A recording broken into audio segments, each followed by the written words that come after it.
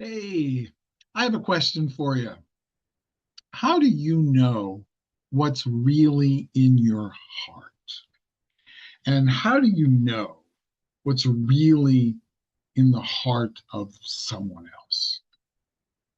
Uh, Over the next few weeks, we'll spend a little bit of time in James, and I'm going to tell you the theme, and I'm going to tell you that there's a little bit of an extra going on there that most people, when they read that book, aren't really listening. So, uh, if I say the book of James, and you are familiar with the Bible, one of the first verses that will come up in your mind is faith without works is dead. And arguments. I love how the Bible can spawn arguments. In fact, in in Jewish communities, particularly amongst teachers, they call this, I think it's called midrash, where people will say, well, I think it means this and I think it means that. And that's all I'm doing here. That's absolutely all that I'm doing. But I want you to listen and just think. All right. So before we go into James, and I'm not even going to read one verse in James today, I'm going to focus on two gospel verses, Matthew and Luke, and both seem to be saying the same thing. And I'm going to point out to you one of the things that I think you should know when you read the Bible, because the Bible, when these writers were putting things down that what Jesus said, or what they're doing is they're creating a kind of narrative around it that maintains the essence of what was said, but it may not exactly be the difference. So if you read these two chapters, you may see some differences if you're paying attention. And I'm not telling you that the Bible is wrong. What I am telling you is it came through people, and people are flawed. And if you don't know that, I'm sorry. If you don't know that people are flawed, that's a problem.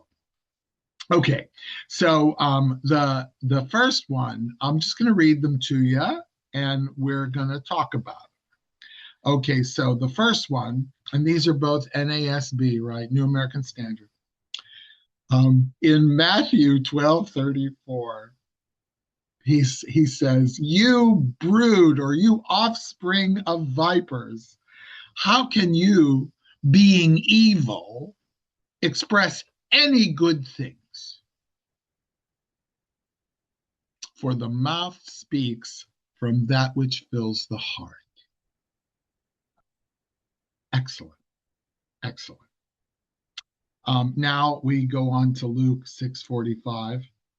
The good person, out of the good treasure of his heart, brings forth what is good, and the evil person, out of the evil treasure, brings forth what is evil. For his mouth speaks from that which fills his heart. Okay, so if you grew up, or you spend, like when I was memorizing verses, what I remember was, out of the overflow of the heart, the mouth speaks. And I remember that verse. And of course, at the time, since there are two of them, I don't remember if it was Matthew or Luke, but out of the overflow of the heart, the mouth speaks. And that made me consider two things. One, when people say things, they had to think them first. In order to say something, you have to think it first. It might be a split second, but you have to think it first. So when people would be mean or cruel or hurtful, vindictive. I would, like, a little alarm bell would tinkle in my brain. And it's like, and then they'll say something like, "Oh, I didn't mean it. I was just joking." Oh, and because they got caught, right? There's a difference between remorse for doing something and remorse for getting caught. I didn't mean it. Oh, you took it the wrong way. That's gaslighting, by the way. You took it the wrong way. That's gaslighting. Well, it's what I understood. So what did you mean? All right. So at first, it made me suspicious of other people when they would say things. And sometimes I would hear things from the pulpit that really bothered me, really, even out of the mouth of a pastor. Oh, heaven forbid, for heaven's sakes. I'm laughing at this because it is so absurd to think that your pastor has really achieved much. Um, the second the second thing that it did to me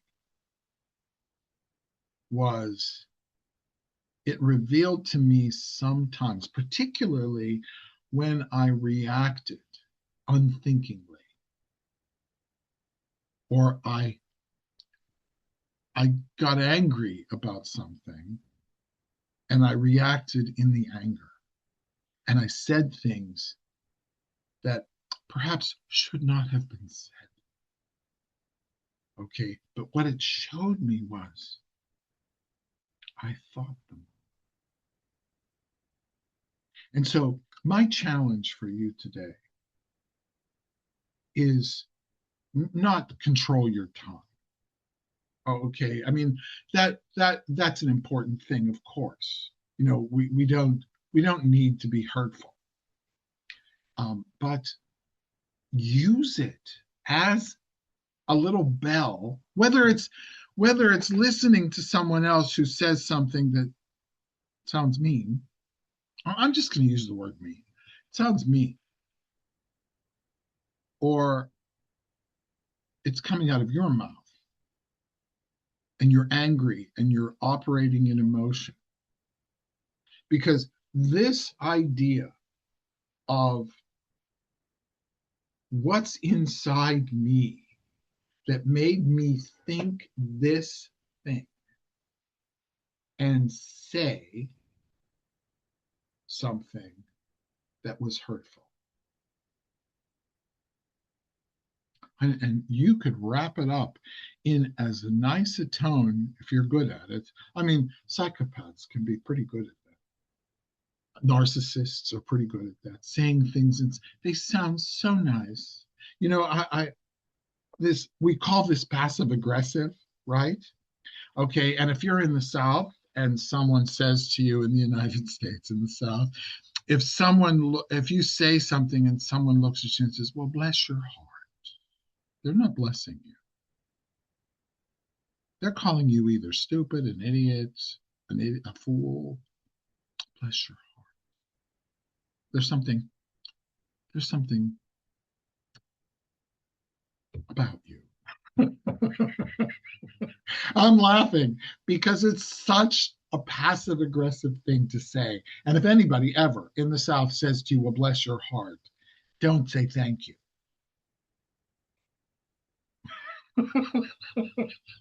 So it can sound very nice, but, and this is where we're going to get to in James.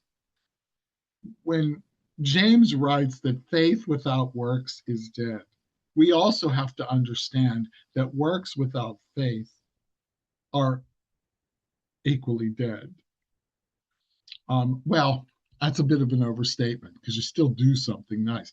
But if you do something nice for the wrong reason, was it really nice? Bless your heart. I'm sorry. I can't stand. The thing is, And I'm sharing this. It's very personal. And like I've said again and again and again, you don't have to listen to me. In James, we're going to find out. We're going to learn about not listening to people who sound like they have authority, right? Authority is a very dangerous thing, and it is corrupting. It is a corrupting influence. And this is why we have so many issues in churches. Why? Uh, uh, the church creates an environment that allows people to do that, and it attracts people who naturally do it. I'm not saying everybody, but we'll talk about that. In any case, so it's a double-edged sword. Like when I was young and people would say things, and I had internalized that verse, out of the overflow of the heart, the mouth speaks. And I'm being repetitive, but I want to make sure this gets through to you. It made me think, what's going on inside? What's going on inside? Even from the pulpit, what's going on inside? There are these people who say things from the pulpit, and because there's a Bible verse that seems to agree with them, everybody's sitting there saying amen, and you're really buying into some hate. Really, hate. Not love, hate.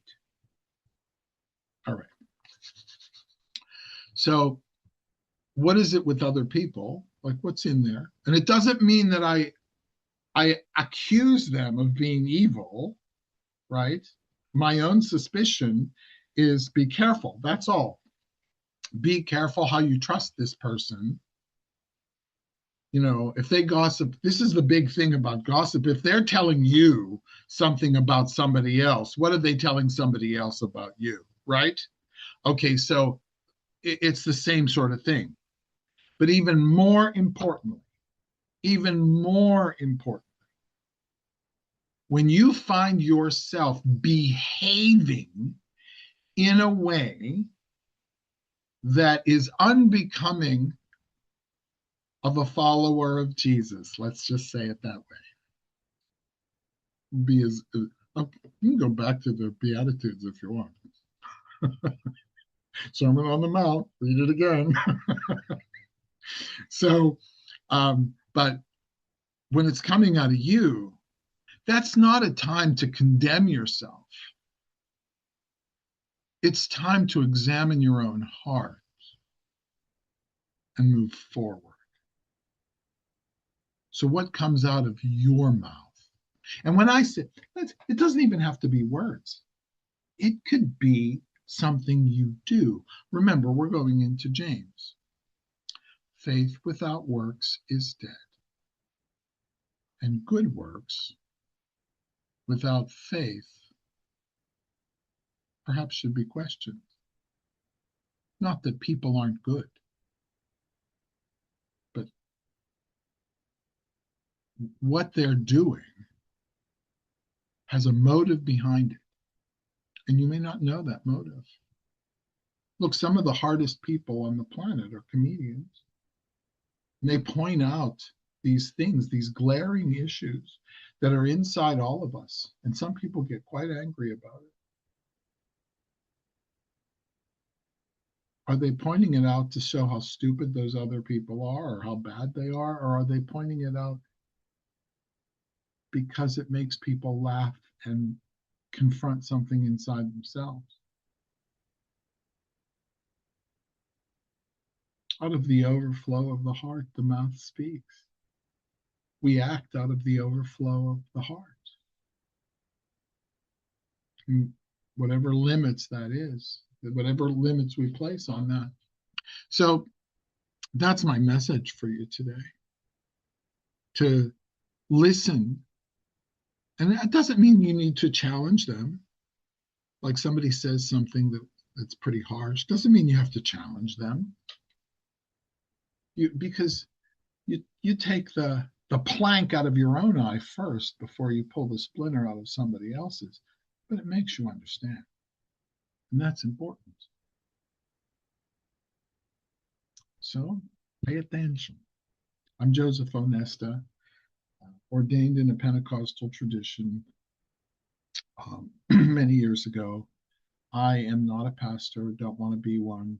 I am a minister, uh, and I share these things when we're reading in James, you'll find out with some fear and trembling. So think about it and pray about it. See you next week.